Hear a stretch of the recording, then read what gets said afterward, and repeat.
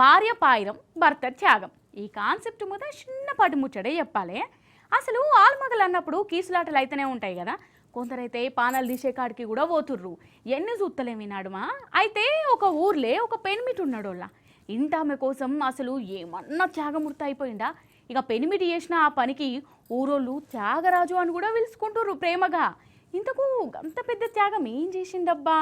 ఇంటామకు kidney ఇచ్చిండా లేకుంటే కార్యాలు ఘోషిచ్చిండా అని అంటారా? ఏందో అరుచుకుందాం పారి. ఇగో గీననేగ త్యాగరాజు, త్యాగాల మూర్తి. ఇంటామెనే త్యాగం చేసిన పెనిమిటి. ఇంతకు ఈయన ఏం చేసిండంటారా? చూడు రిషిత్రం.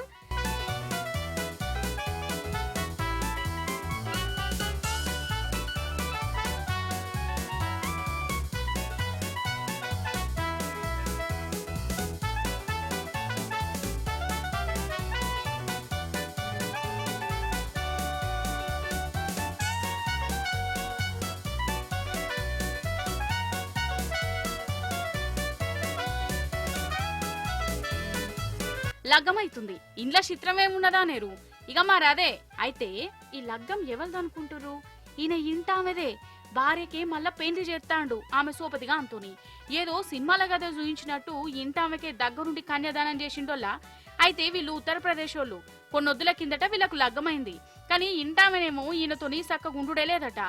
ఎందుకని జరంత ఎంక్వైరీలు గింక్వైరీలు చేసిండు ఈ పెనిమిటి. లాస్ట్కు తేలింది ఏంటంటే ఈ పెండ్లి ఈమెకి ఇష్టం లేదట. ఈమె సోపతి గాని చేసుకుందాం అనుకున్నదట. గాని పెద్దోళ్ళు బలిమీటికినకు కట్టబెట్టిరట. అందుకే అప్పటి సంది ముఖం మార్చుకొని ఉంటుంది. ఇక ఈ ముచ్చటెరకైనాక పెనిమిటికి ఎట్లెట్లనో అనిపించింది. చాలా ఆలోచించిండు. ఈ నడుమ కొన్ని వార్తలు కూడా బాగా చూసిండు. ఇక ఇంటామెను సతాయించే కంటే సప్పుజేక త్యాగమూర్తి అవతారం ఎత్తాలని అనుకున్నాడు.